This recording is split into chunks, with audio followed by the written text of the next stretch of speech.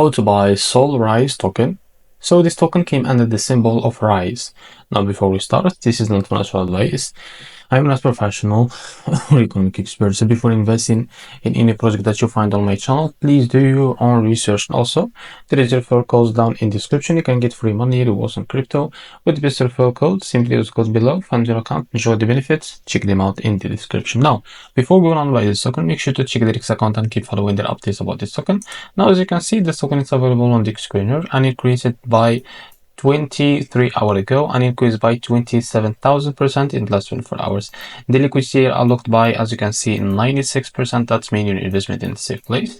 Now, as you can see, this token trending number 11 on Solana section. Now, to be able to buy this token, it's easy and simple. Now, click here to copy the token address and open your fund manager for that, as you can see. Now, click here on swap and make sure that you have enough Solana on your wallet. Now, click here, as you can see, and click the token address here, as you can see, and click on your token. Now, here type how much you want to buy. So here you will be able to see how much you receive that token. Now here select the provider, for example Jupiter, and make sure to read all of that information here and click on swap.